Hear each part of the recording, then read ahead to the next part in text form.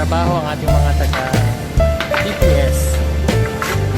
Ayan, yung mga tinatanggal po nila dito, ito po yung mga nagkalat na basura dito po sa mga gilid ng sidewalk.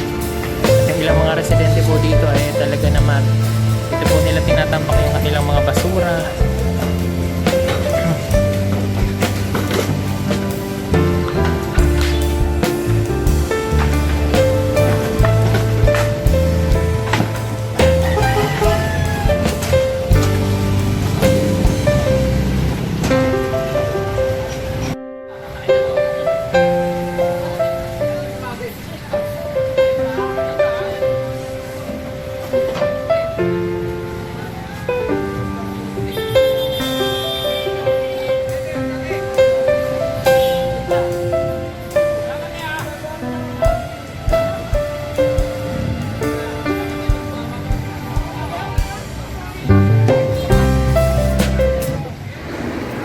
So ito naman pong nakikita natin dito na kulay pula nga motor. Ito po ay kinuha para dinala dito ng DPW at ng DPS. Dahil ito po ay nakapark dun sa sidewalk. At alam naman po natin na pagka mga illegal parking, lalo na po pag mga sidewalk, tapos wala naman po yung may-ari. Kaya kinuha po ito ng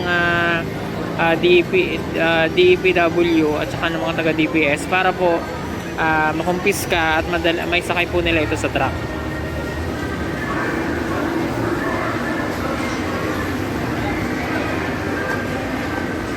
So ngayon po parang binibigyan ng pagkakataon kanina na kung sino yung may-ari. Kaya lang wala pong lumalapit, kaya yan, sasakay na po siya sa truck para doon niya matubos ito doon sa Manila City Engineer office, doon po sa may Aroseros.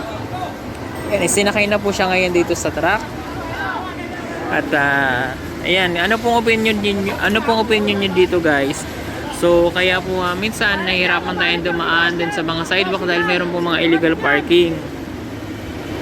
Ayan, katulad nga po nitong motor na to, kaya po siya na isakay na dito sa truck.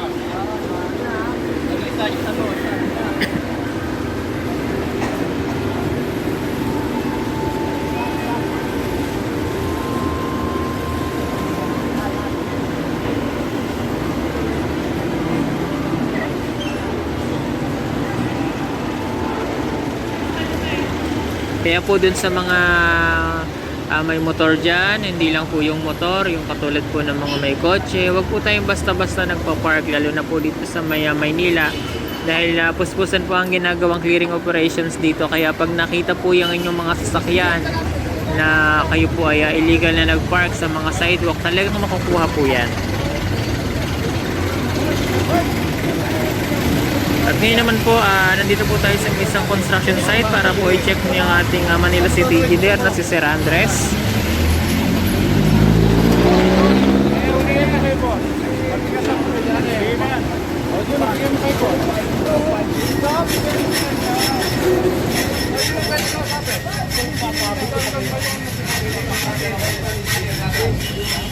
Mamala sa inyo dito, nasan?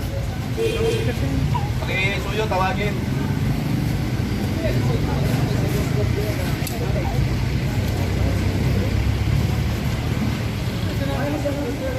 Saan yung sidewalk?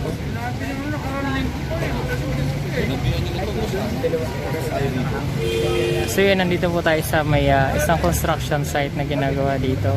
So nandito po si Sir Andres, yung City Engineer ng Manila, at para kausapin po yung spokesperson dito po sa constructions na to. Kasi kung makikita nyo po, guys, ito po yung ating sidewalk na nakain nila sa loob.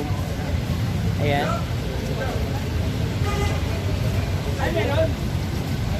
So yan po yung sidewalk, tapos nagbakod sila itong gilid ng pader.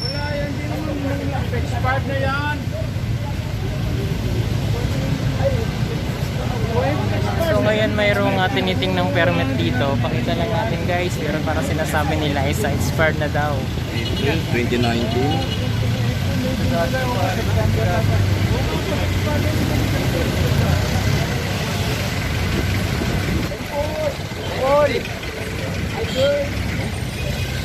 Gampol! Yes! So tingnan lang natin yung tingnan lang natin, guys, yung permit nitong constructions dito.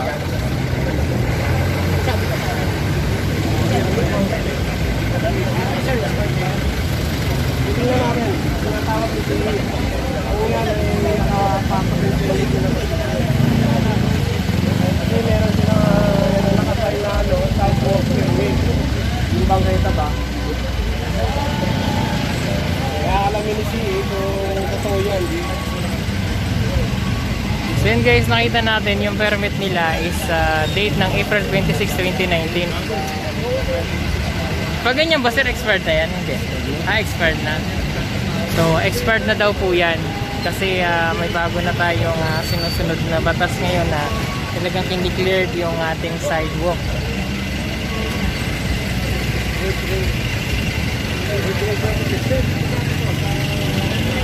So guys, ito po yung malaking construction site dito na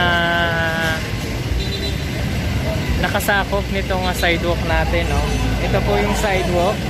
Makikita nyo guys, ito po yung sidewalk, oh. Yan, pag pumasok dito tayo sa loob ng construction, ito po. Ayan. Yan po yung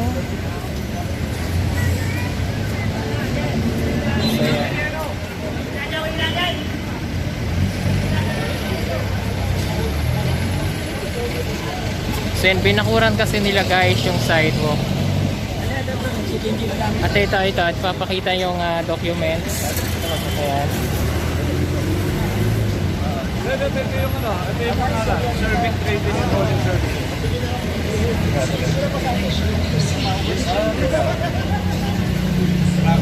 Story lang talaga, serving, trading.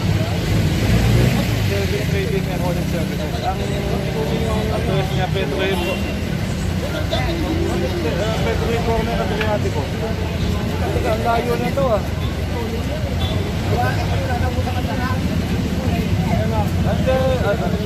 Agoncillo. Pedro Agoncillo.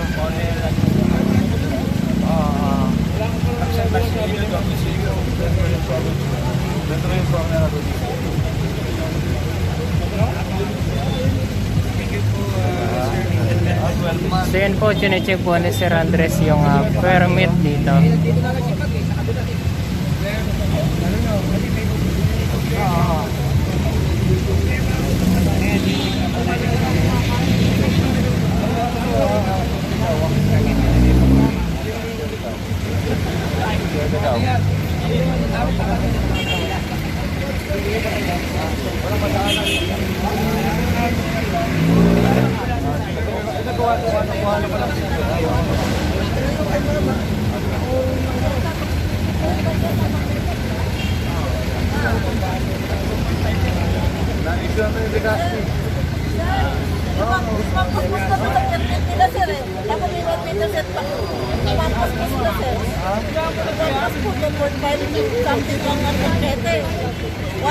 Lang po binibigay sa kanila, oh. 1.9 pero 2.5 yan po.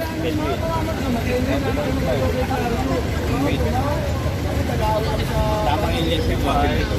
So yung sinasabi po, 1.9 yung binibigay sa kanila pero sumobra po sila doon sa sukat na dapat yun lang 1.9 yung binibigay sa kanila sa sidewalk.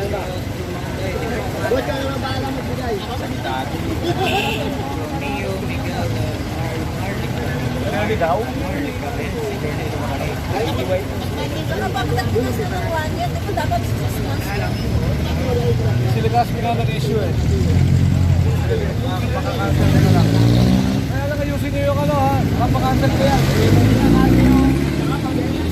Tubig sa Mehos ha.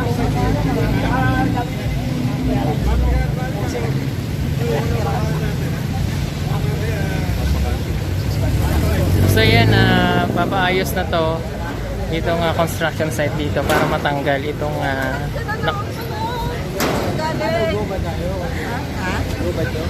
Balik na. Hindi, bawasan yung pangketa. Kasi dapat may walkway yung ano eh. Ano po yung 1.9 ma'am? 1.9 lang allowed sa kanila na i-provide nila i-close. So dapat meron pa rin at least 1 meter na para sa daanan ng tao. Pag wala kang daanan ng tao, kailangan nagkaroon sila ng plank. Yung wooden plank para daanan ng tao. Wala eh. Kaya pinapakancel yung security nila. Okay po, sige.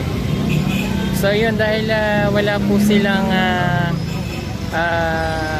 or hindi po sila sumunod dun sa napag-usapan, dun sa binigay sa kanila na permit na 1.9 lang yung kanilang yung 1.9 na ibinibigay sa kanila na sukat para doon sa sidewalk. Kaya lang hindi sila sumunod, kaya pinapakancel na po ni Sir Andres yung kanilang permit. So kung nakita nga po natin kanina, ayan po, pakikita ko lang ulit sa inyo. guys, April 26, 2019, pero sinasabi po ng Manila City Engineer katulad po ni Sir Andres na ito daw po ay nag-expire na dahil mayroon nga po tayong batas ngayon na nagbabawal na dun sa mga constructions na nakakasakop ng mga sidewalk. Okay, so babalikan na lang po natin ito at meron po tayong part 2 nito.